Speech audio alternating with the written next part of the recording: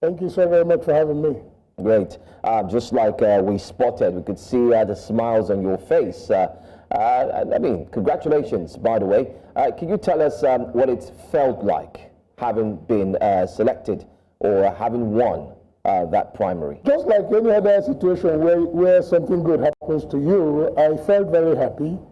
At the same time also, I appreciate the enormity of the challenge before me, because one thing is to win the primary, one thing is to lead the party to election and succeed.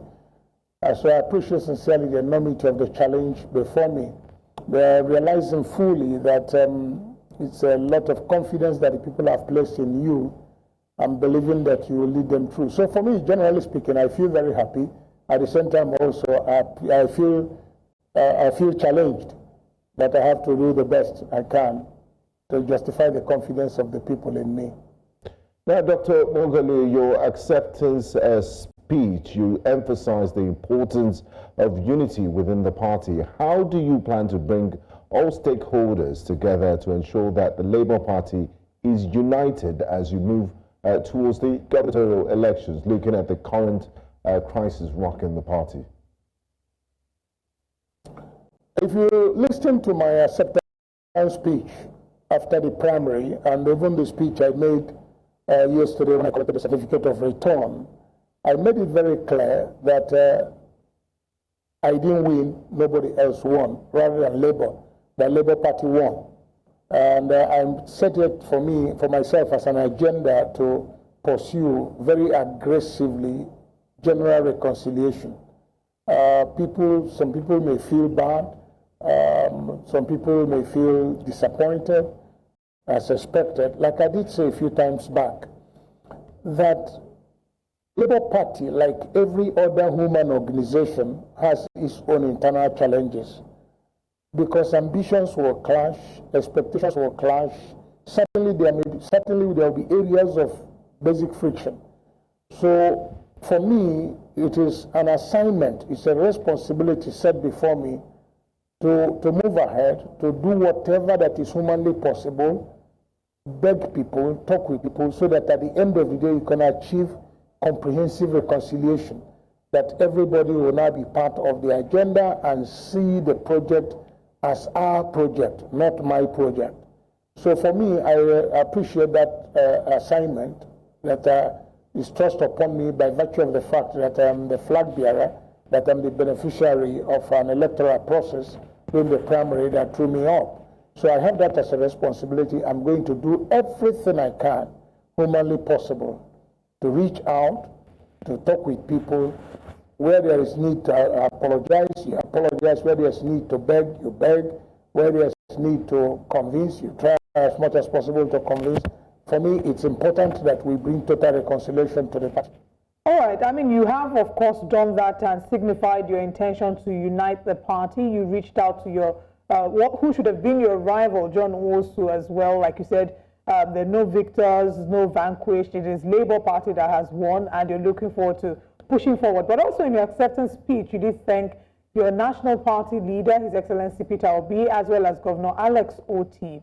And, you know, talking about you being indebted to the people who voted you in and gave their support. What are your thoughts? I mean, you did say a few minutes ago as well that you are ready to apologize to whoever needs apologies and, you know, just whatever you need to do to bring the party together. The party is currently facing some difficulty at the national level, especially with the court's judgment. Julius Abure and his team still believe firmly that they are in the leadership of the Labour Party. What are your thoughts about that? And do you plan to reach out to Julius Abure as well? Yes, like I did say, reconciliation must be comprehensive. Any effort you are going to make has to also be all-encompassing so that everybody can be involved. The truth about it is that where there is a disagreement, somebody has to show leadership. Somebody has to lead. If it is begging, like I did say, for me, there is no big deal about it.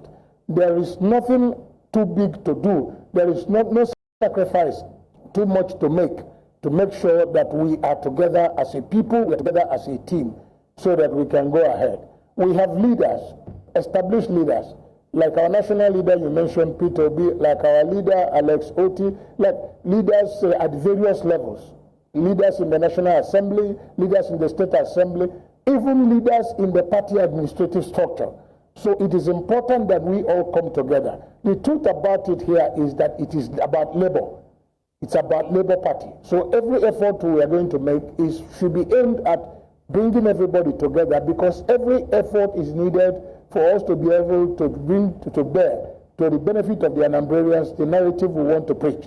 Like I said in my acceptance speech, and even in when I picked also my certificate of return, I thanked the delegates, because what they have done is to place their confidence in me. They believe that I will be able to lead them. They believe that I will be able to do that which I have said I will do. So they have placed their trust in me. So it is for me now to work hard to justify that confidence. And I have set out to do it, and by the grace of God, who has made all these things possible, I will do it. Okay. Well, there are indeed rising fears that the state, predominantly as it has been in the past, is a stronghold of APGA. And the current governor, who would also be vying for that same position in a few months' time, says that there's no space for either LP, Labour Party, or APC, and so on. How does this make you feel? And do you think that it will be a time where APGA would be able to at least take the back seat? Is there a possibility? And do you have fears as well? No, there's no fear at all. That APGA had been there, yes, quite all right, APGA had been there. But don't forget also that the APGA that is there today was the same APGA that Peter Obi used to become governor. So APGA has been there, no doubt about it. We see them, they are the incumbent, you can't remove that fact. But we are going to present ourselves to the Anambrarians to decide, because the final decision will be made by the people of Anambra State. We are going to present our program, we are going to present our own, we're going to sell our own narrative. And they will be in a position to do a comparative analysis, to ask ourselves, where we are today, is it where we should be? These are basic questions we'll ask, and then we provide answers. The truth about it is that, yes, it is a big assignment to remove an incumbent, but it is doable, it has been done before, and it will be done again. Just to follow up on what you just said, the big assignment to remove an incumbent, Dr. Moghalu. The incumbent has experience in public service. He was a former CBN governor. You also have a vast experience in public service. You were the MD of the Nigerian Inland Waterways Authority. What specific aspects of your public experience and politics do you believe gives you an edge in the upcoming elections? You see, if you look at my trajectory from where I started up to where I am today, you will find out that I have played one role or the other, both in the private and public sectors. I've also played politics at the lowest and the highest levels of governance. So I'm quite experienced in all sectors. I'm quite experienced in all sectors, both in the private sector, in the public sector, in politics. So I'm going to bring all of them to bear, because when the office of the governor has every component you're talking about. He has the component of private sector experience, he has the component of public sector experience, he has also the component of politics. So I am coming there fully prepared, experientially. All right. You're seen as a political heavyweight in Anambra, but some would argue that your crossing over from the APC to the Labour Party was because you saw the Labour Party more as a vehicle to achieve your goal. Talk to us about your reasons for crossing. Was it because the APC could no longer serve that purpose? And how do you plan to align your ideology? How has your ideology aligned with the Labour Party coming from the APC? Thank you for acknowledging that I'm a heavyweight in the politics of my state and in the nation. I appreciate that. But the truth about it here is that, like I tried to explain in a few instances, there are two issues. In any political contestation, there are two critical issues. One is the person. Two is the platform. For the person, it is about me to make the decision. I can decide not to consult anybody. I can decide to consult only my family. The decision is just about me to make. But when you go to the second stage, which is now the platform. You have to get the involvement of your political associates, your friends, your family, even those who don't even agree with you politically. So before I took that decision, I got these sets of persons involved. We consulted widely. If you recall, I formally joined Labour Party on October 1, 2024. But I started consulting by the late 2023. And I had to consult all these facets of people for us to agree, for me to be advised, for me to be directed on how to go about it. Politics is about persons, it's about people. We're talking about Anambra State as a state, we're talking about the people of Anambra State. We're not talking about fixtures, we're talking about persons. So after this wide consultation, my committee, my nucleus committee met, and they said, Madike, that's my traditional title, by the way. Madike, that we have reached the point where we must take a political decision. And after wide consultation, that the point where we are today, we have to go with Labour. That Labour will provide us a better platform for us to market our agenda, for us to reach to the people, for us to be able to realize our ambition to change the narrative of politics in our state. And maybe somebody who works with a team, I agree with them because they presented sufficient evidence to convince me. And after having presented that, I had no choice than for us to move to Labour. Okay, there seems to be a little twist here, which I'd like for us to get your take on it. And that twist has got to do with the fact that a former Labour Party supporter, one who had given it his all, one was there in 2023, and championed the cause for either the local government, the state, and of course the presidency. I'm talking about the Valentine Ozigbo. He decided to make a switch to the other side when you made it to where he actually left from. Now, being on both divides, he lost out. You eventually clinched that particular ticket. What do you have to say about that switch? And do you some way or somehow feel sad that a former member of your party, your current party, didn't remain party because he would have also enjoyed dividends that you got today? You see, these are about personal choices. Val, you mentioned, is my friend. So his decision to leave Labour for APC was just about his decision. I have no role to play in it, but I would have wished he remained. That is the truth. I would have wished he remained. But the decision to go to APC was his to make. And I wish him well. Now, Dr. Moghalu, looking at the current realities in Anambra today, what specific pillars would your campaign be based on? What do you think are the priority issues and policy initiatives you will be championing? You see, I've said it time and time again that the biggest challenge we face as a state is the fact that the people of Anambra State have lost confidence in their government. Where did you Therefore, my basic agenda is from, sir, that they've lost confidence in the government? I am from Anambra State. I live in Anambra State, but also in Abuja, and I relate with people. We are talking about a politician who is looking for office.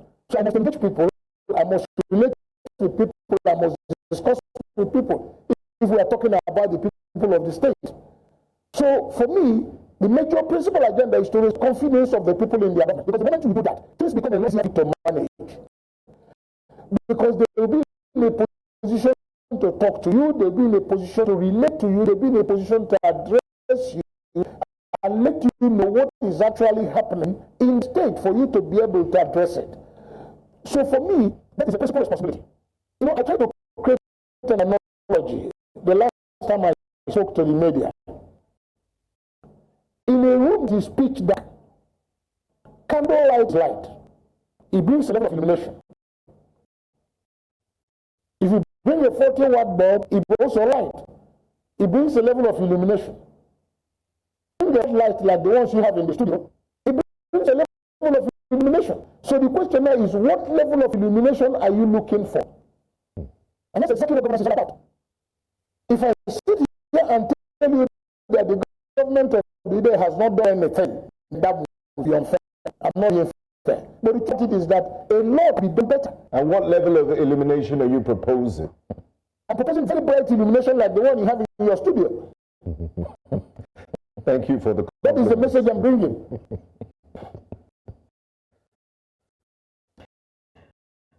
All right.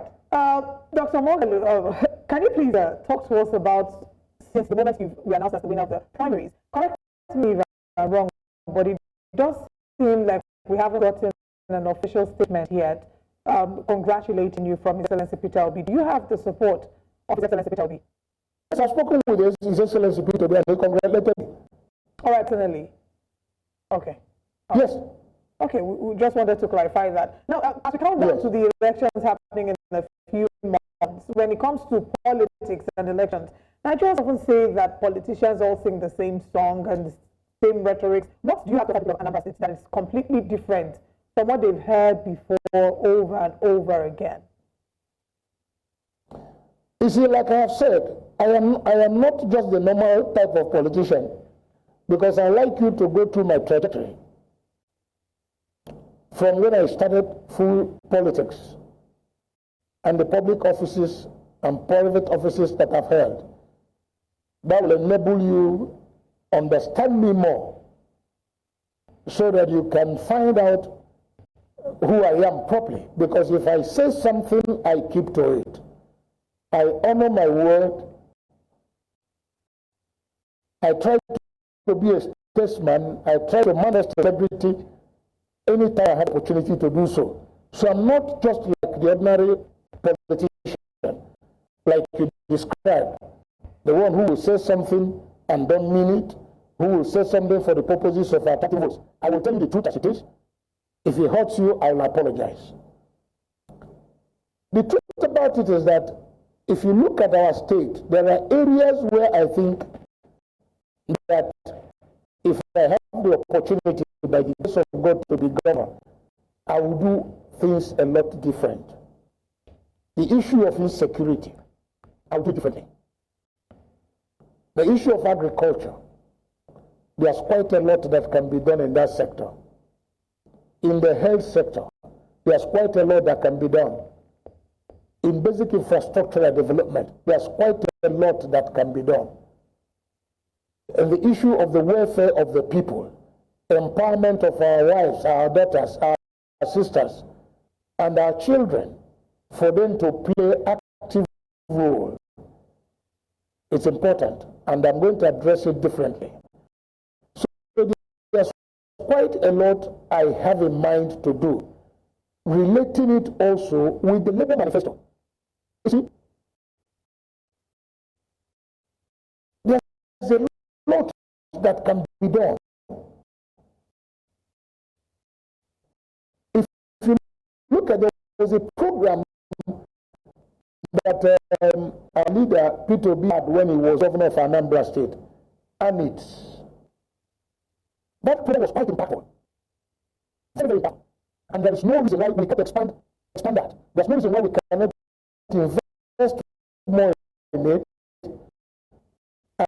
and it effectively for the benefit of our people. There's quite a lot that needs to be done in academic. If you look at our security situation, most news in Anambra State are in the negative. It is either one person has been kidnapped, it's either one person has been killed, or what have you. A lot can be done both using the kinetic and non-kinetic ways of doing things. Investing in information gathering, investing in intelligence, in providing the needed infrastructure. There's quite a lot that can be done. You can change the narrative as it concerns our local vigilante. You can develop it. You can build a vigilante that you've properly documented, properly trained, properly set, properly funded, and at the same time also provide them the needed equipment for them to be able to do the work and do it properly. So there's quite a lot that can be done. All right, I'd like to just touch on that situation of insecurity. I know that you wouldn't, play the role like Mr. President did when he was asked for the elections if he could share some of his methods, and he said no, he wouldn't want to talk about it, so that the other. Sorry, I didn't hear you. All right, I said I know you wouldn't want to keep your ideas on how you can solve insecurity in Anambra State. Of course, you put it there, the southeast. Like Mr. President, who didn't even talk about his ideologies when he was asked before the elections. So, do you want to share what you think can be done to help Anambrians, if we put it that way, at least have some form of respite? That's one. Secondly, do you also think that the native doctors that have been chased out of the state, which is in wise, which has kind of like reduced insecurity, do you think it was a smart move? I didn't hear you. Please, can you come again? Okay. Let me repeat myself. I said, do you think the governor chasing the Ezinwais, the native doctors from the state, and ensuring that they are arrested, which many have said has curbed insecurity in the state, do you think it was a smart move? And would you love to share some of your ideologies on how insecurity can be curbed in the state?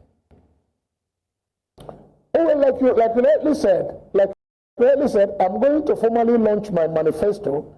I'm going to formally address those issues. If I start talking about them now, I've shot myself in the leg. That is one.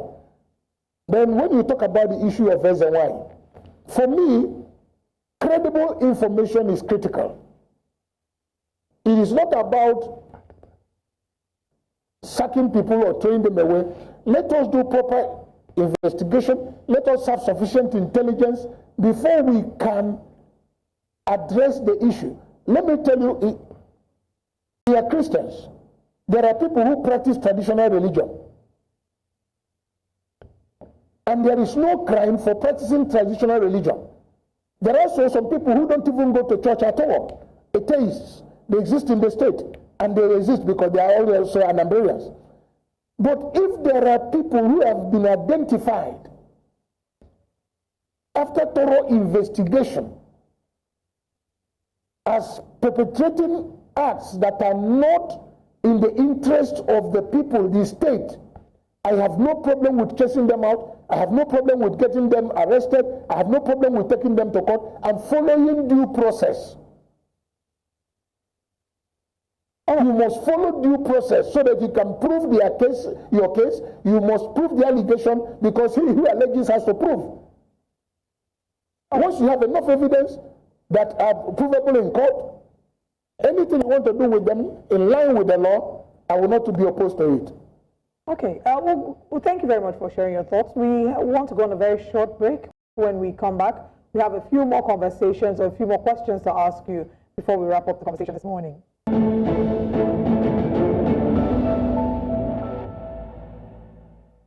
Welcome back to Breakfast Central. We're still looking at the Labour Party, the challenges within the party, Anambra State as a whole, and the countdown to the gubernatorial elections in Anambra State. We're joined this morning by Dr. George Moghalu, the Labour Party gubernatorial candidate. Thank you very much for joining us this morning, sir. Thank you very much for having me.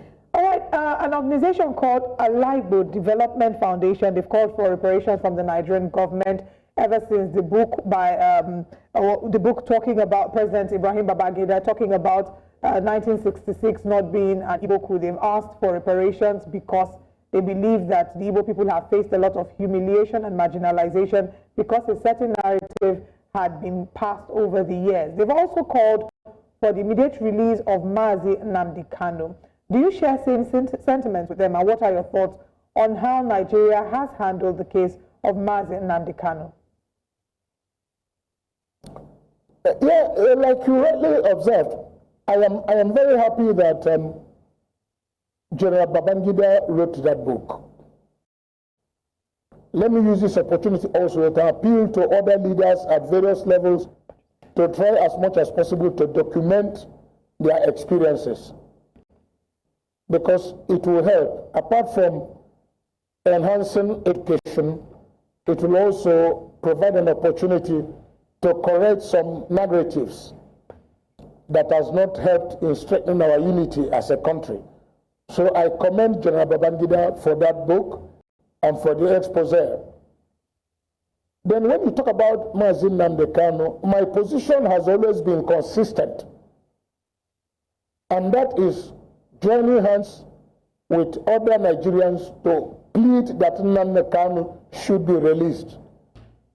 It has always been my position, and I will remain on that position. I will consistently beg, ask, plead that Mazi Nnamdi Kanu be released to join his family and his people. He has a lot to contribute to the development and national reconciliation.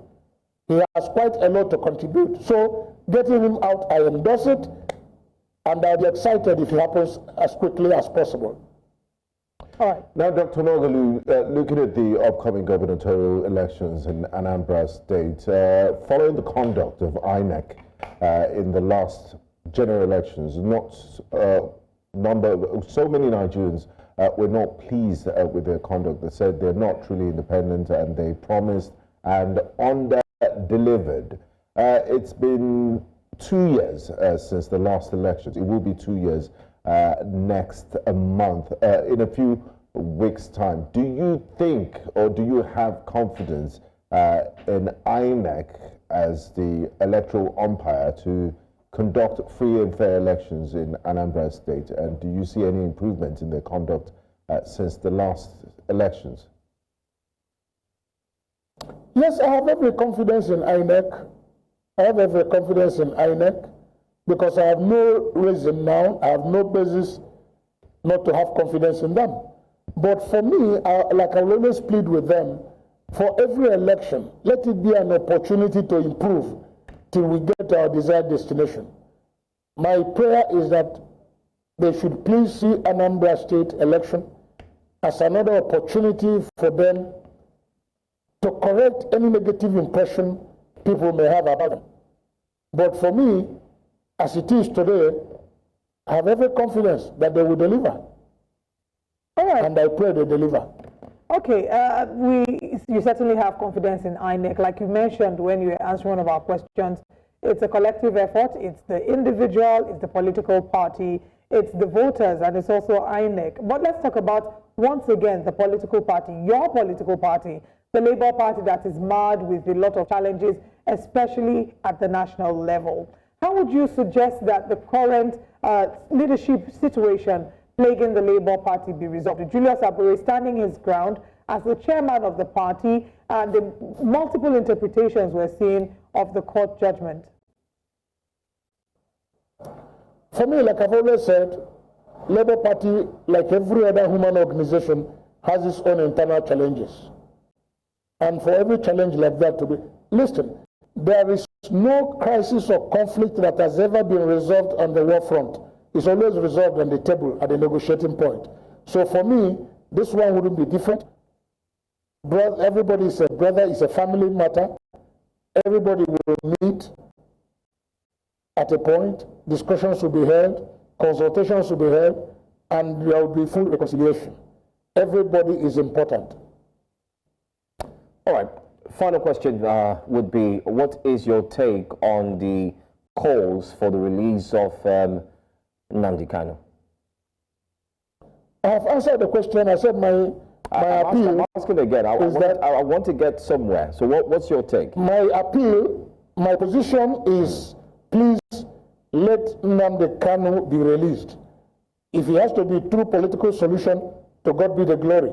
If it is legal, to God be the glory. My position is whatever that can be done to get Nnamdi Kanu out so that he can contribute to nation building, so that he can contribute to general reconciliation. I'm totally in for it. Okay. Since you're totally in for it, do you think it is something that should be presented as a whole by all the governors of the Southeast, being taken it to the president and making it a very strong mandate? Or do you think it should be done by some, while others are indeed quiet about it? No, it's not bad. Anambra Kanu is from APGA State, from the southeast. So there's nothing wrong with the governors of the southeast coming together to go and ask that Anambra Kanu be released. I don't think there's anything wrong with that. Right, Dr. George Moghalu. I've also heard or read through in the papers some of the governors speaking in the same direction, asking for his release. So they're coming together to go and present a common front. I think it will also help. There's nothing wrong with that. The next few weeks and months, we will wait to see how things unfold. Dr. George Moghalu, you've won the hearts of the Labour Party members. Can you win the hearts of Anambra people? We'll find out in the next few weeks. But I think on a final note, what will your charge or your word to the Anambra people be as we wrap up the conversation? All right, let me say what I said before. I thank the Anambra State people, particularly those of Labour Party, for placing their trust in me, for giving me this opportunity. I reaffirm my commitment that I will justify the confidence, I will not betray confidence, and I will not let them down. I'm coming to change the narrative of both politics and governance. Dr. George Moghalu, thank you very much. I'm sure that in Anambra are listening to you, and in the rundown towards the age of November, we hope to have more conversations with you by the time you officially declare your manifesto so we can go into the details of it. Thank you for your time with us this morning.